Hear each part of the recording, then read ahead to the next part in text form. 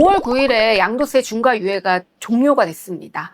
거래 절벽, 매물 잠김, 보유세 인상 가능성까지 지금 이 시장을 세금 관점에서 정확하게 짚어보도록 하겠습니다. 양도세 중과가 시작이 되었잖아요. 다주택자분들은 이제 이러지도 못하고 저러지도 못하고 그럴 텐데 어떻게 상담 오시면 조언해 주시나요? 중과세 시행 이후에 네. 지금 이제 매물은 잠기고 호가는 좀 올라가고 있는 것 같은데요. 네. 다주택 중과로 찾아오시는 분들한테 제가 제일 먼저 확인하는 게 있습니다. 근데 이분들이 착각하시는 것 중에 하나가 주택이 2개 이상이기만 하면 무조건 다주택 중과 대상이다. 이렇게 생각하셔요. 그래서 제가 다주택 중과라고 딱 오면 제일 먼저 하는 말. 진짜 다주택 중과 맞으세요? 딱 이렇게 물어봐요. 그러면 아닐 수도 있나? 기대에 찬 눈빛을 제게 보내요. 그럼 제가 이제 하나씩 체크하는 거예요. 자, 보유하고 있는 그 주택 어디에 있어요? 그리고 혹시 임대사업자 등록을 과거에 한 적 있어요? 자, 그리고 상속으로 받은 건 아니에요? 이런 것들을 체크하면서 우리 소득세법 시행령 167조의 3, 4, 10, 11 요 조항을 쫙 읊으면서 대조를 해봅니다. 만약 그분이 알고 있는 것처럼 중과세 대상이라면 어떤 걸 먼저 팔든 중과세 대상이다. 어떤 걸 먼저 팔아야 그나마 세액이 낮을까요? 양도 차익이 그나마 상대적으로 적은 걸 먼저 파는 게 세금을 아낄 수 있겠죠. 예. 그런데 어떤 걸 먼저 팔아도 양도 차익에 한 70% 정도가 많이 나오는 그런 아파트 내지는 그런 주택을 조정 대상 지역 내에서 2개씩 갖고 계신 분들이 상당히 있다는 거죠. 요거 팔면 얼마 중과세, 요거 팔면 얼마 중과세, 그리고 그 다음에 파는 건 뭐죠? 비과세가 될 수도 있잖아요. 그렇죠. 그래서 그 도합 세금을 한번 계산을 해봐요. 그러면 이분들의 목표는 이거 하나 빨리 없앴으면 좋겠어. 이제 없애는 방법이 양도도 있지만 우리 사랑하는 자녀에게 한번 증여를 해볼까? 증여하면 증여세는 도대체 얼마야? 이제 그거를 이제 궁금해 하시죠? 네. 그러면 자녀한테 그 주택 하나를 증여했을 때의 증여세와 자녀가 내야 될 또 하나의 취득세까지 이제 합계를 딱 계산을 해드려요. 그러면 이게 생각보다 너무 많아서 이게 증여도 못하겠다. 양도도 못하겠다. 부동산 시세도 오르고 법령도 막 개정이 돼서 만약에 종부세가 더 세진다면 요거 이제 자녀한테 증여나 양도 이 둘 중에 하나 해야겠다. 이제 이런 분들도 또한 있습니다. 저도 이제 증여를 좀 많이 권유를 드리고 있는데, 그렇죠. 예, 증여 같은 경우에는 이제 취득세가 좀 많다 보니까 또 맞아요. 증여로 인한 또 취득세가 중과가 있다 보니까 그런 그러니까 부분. 이게요, 사람들이 증여 취득세 그러면 한 3.8, 4% 이렇게 생각하는데 조정 대상 지역의 기준 시가가 3억 이상이고 다주택자인 네. 그런 사람이 증여를 하면 받는 자녀가 취득세가 12.4, 네. 국민주택 규모를 초과하면 13.4%다 보니까 근데 이게 기준 시가 베이스가 아니잖아요. 네, 시가 기준이죠. 시가 기준이니까 한 20억짜리를 2억 4,800, 네. 12.4%면 증여세는 지금 계산도 안 했어. 취득세만 2억 4,800. 진짜 아무것도 안 하는 게 나을 수도 있어요. 맞아요. 근데 재산이 어느 정도 있는 사람 기준으로 아무것도 안 하고 그냥 나몰라라 했다가는 이 다음에 결국 증여세, 상속세, 또 언젠가 내야 될 또 취득세. 뭐 그 중에 하나를 판다면 양도세가 나올 수도 있고요. 그래서 뭐라도 하는 게 맞습니다. 아무것도 안 하는 것보다는 더 이익이 될 수 있겠습니다. 5월 9일 이전에 어쨌든 뭐 빨리 처분을 하자 해서 이게 초급매로 파셨던 분들이 꽤 많았던 걸로 알고 있거든요. 실제보다 한 15%에서 20% 정도 낮춰서 파셨던 분들이 있는데 세금까지 계산해 봤을 때 이게 실제 이득이었을까요? 예를 들어 볼게요. 시세가 그 당시에 한 40억까지 갔던 걸 초급매로 팔아야 되니까 35억 원에 판 거예요. 네. 그렇게 안 하면 5월 9일 이전에 팔 수가 없었던 거죠. 마지막 기회였다. 그렇게 해서 계산을 해보니까 35억에 팔았는데 취득가액이 10억이고 그럼 25억이죠. 네. 장기보유특별공제 25억에 대해서 최대 30%의 장기보유특별공제를 받았다면 7억 5천이고 그렇게 계산해 보니까 세금이 지방소득세 포함해서 약 8억 원이다. 그러니까 35억 원에서 8억을 빼면 27억 원이 내 수중에 떨어지는 건데 네. 자, 드디어 이제 다주택 중과 제도가 시행이 됐고 35억이 아니라 이제 45억에 팔고 이제 좋아하고 있는 거예요. 근데 5월 10일 이후에 토지거래 허가 신청을 받고 매매계약이 성사가 다 된 거죠. 40억, 5억이나 더 받았는데 세금이 아까 말한 8억이 아니라 20억이 나온다. 양도차익이 30억인데 약 67%. 세금이 21억이 나오니까 수중에 남는 돈이 19억밖에 없는 거예요. 아니 5억 더 비싸게 팔았는데요? 세금이 13억이 더 나온 거죠.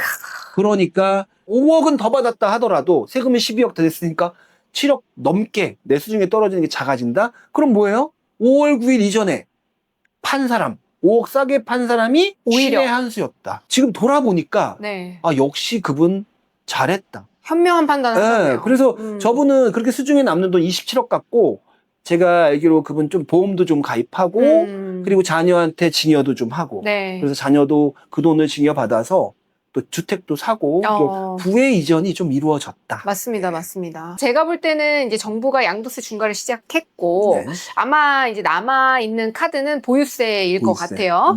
그래서 이제 보유세가 아마 저는 오를 거라고 생각하는데 세무사님은 어떻게 생각하시는지?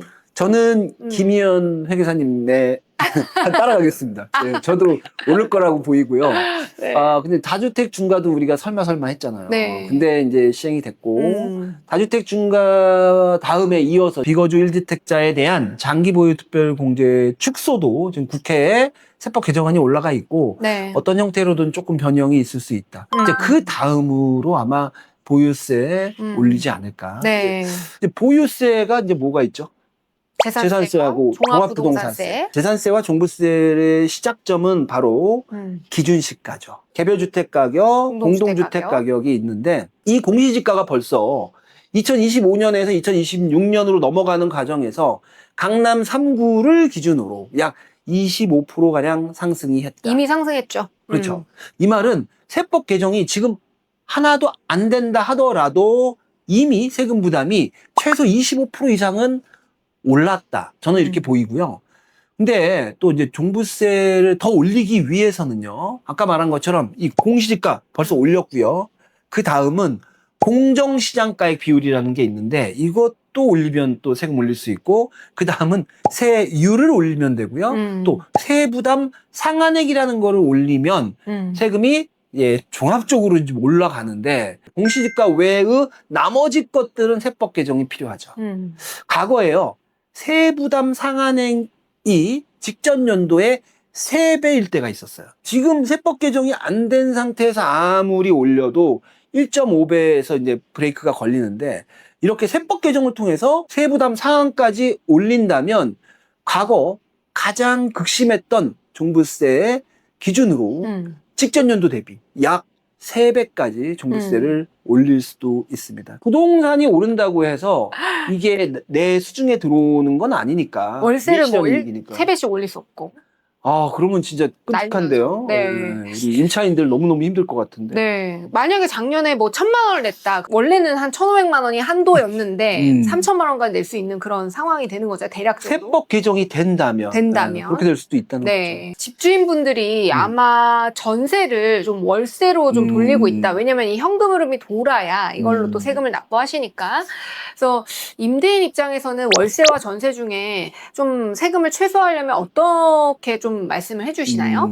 아우, 이제 임차인들이 힘드실 것 같아요. 만약에 그 주거 부담이 있으신 분들은 전세로 왔는데 전세가 없어지고 월세가 늘어난다. 근데 그분들도 이해가 또 되는 게 집주인들이 갑자기 소득도 없는데 뭐 재산세 늘어나고 종부세 늘어난다고 하니까 계약 한번 하면요 2년 동안 못 올리잖아요. 네, 맞습니다. 그러니까 미리 바꿔놓으려고 시도하실 것 같아요.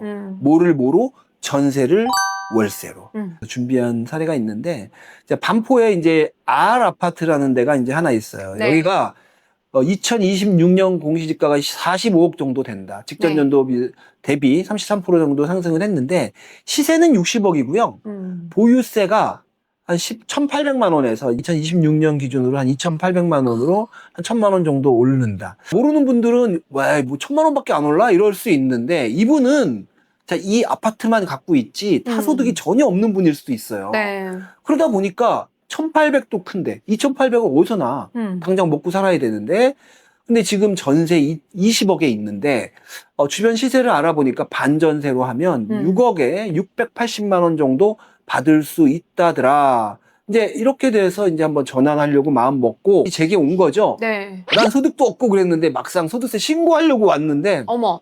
소득이 5억 있다고 고백하시더라고요. 아. 근데 그래도 이분한테는 그게 큰 거야. 그럼요. 1,000만 원 늘어나는 게 다 5억이 아니라 절반 소득세 나가죠. 내고 건보료 내고 하면 절반 나가죠. 680만 원 곱하기 12개월 하니까 8,160만 원이고 필요용비가 이제 실제 들어간 거 종부세하고 재산세만 예를 들면 이제 2,800 빠지고 임대소득이 5,300인데 타소득이 5억 있으니까 유효세율 42% 구간을 적용했을 때 산출세액이 2,200 지방세까지 포함해서 2,500 정도가 나오는데 근데 이렇게 하면요 실제 남는 돈이 한 2,800 정도. 네. 저소득이 늘어나면서 건강보험료도 좀 늘어날 거고요. 근데 이제 이분이 제게 그러는 거예요.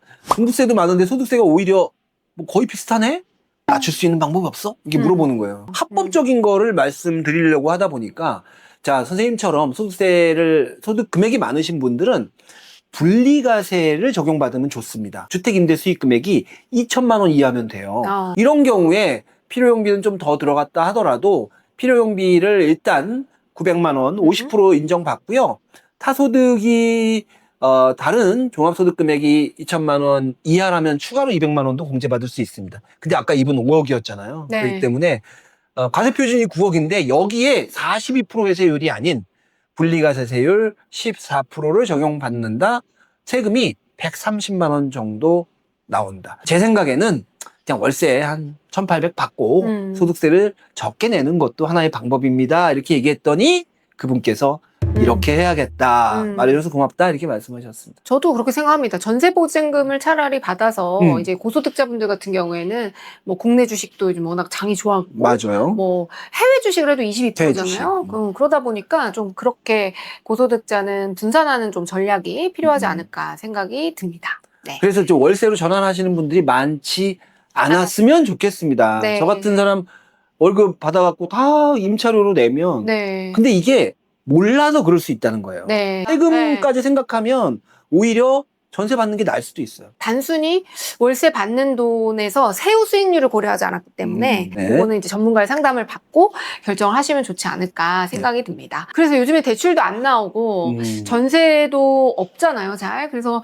신혼부부들이 참 고민이 많은 것 같아요. 세금 측면에서는 사실 지금 사는 게 유리할까, 기다리는 게 유리할까 이 질문 정말 많이 하는데 저희 직원들도 그렇지만 언제나 1주택은 옳다. 그렇기 때문에 지금 살아 이렇게 얘기를 하거든요. 세무사님은 어떻게 생각하세요? 결혼한 지 저도 한 25년 좀 우와. 됐는데 25년 됐나? 잠깐만요. 22년 됐는데요. 12년 전에는 이렇게 집이 비싸지 않았어요. 그렇잖아요. 그래서 그나마 저는 옛날 사람인 게 다행이다. 요즘 젊은 친구분들은 좀 희망이 없어요. 희망이 없다 그러면 좀 너무 자포자기가 되니까 네. 우리 때보다 더 잘 사는 건 맞아. 근데 주택과 관련해서는 갈수록 어려워진다. 근데 만약에 제 자녀가요. 결혼을 하면서 아빠 나 지금 집을 사야 돼?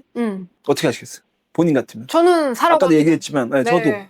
저도 내 자녀라면 그러면 이제 그러는 거죠. 아빠 난 돈이 없어. 이렇게 손을 벌리겠죠. 그럼 예를 들어서 10억인데 아빠 나 이렇게 하니까 5억까지 대출이 나온대. 그럼 됐네 5억. 그동안 번 거 없어? 아빠 한 없지. 5천 있어. 그럼 4억 5천. 그 4억 5천을 없어서 집을 못 살 것이냐 아니면 살 거냐 차용증 써라 이 얘기를 하는 게 아니에요. 네. 때로는 조금 증여가 필요하다는 거죠. 네. 그런 여건이 되면 다소 증여세를 내더라도 네. 증여 받으면서 증여세 내면서 취득하는 게 훗날 내야 되는 세금을 생각한다면 네. 받을 수 있는 상황이라고 한다면 받을 네, 수 네. 있다면 누가 그러더라고요. 다른 건 안 아까운데 증여세는 아깝다고. 네, 세금은 무조건 아깝다고 네, 하시는 네. 분들이 계셔서 제가 그래서 이럴 때 한 번씩 설명드리는 게 있는데 좀 소득이 많으면 세금 좀 많이 내잖아요. 네. 막 20% 30% 내잖아요. 근데 증여세는 공제 후 금액이 5억까지는 우리가 세율이 20%니까 맞습니다. 거기에는 건보료도 없고. 건보료 없잖아. 그러니까 어떻게 보면 증여세가 쌀 수도 있다. 해외 주식 정도의 세금이에요. 모두가 증여를 할 수 있는 상황이 아니니까 그럼요. 참 제가 이걸 들으시는 분들께 좀 죄송하다 네. 이런 말씀 드리고 싶습니다.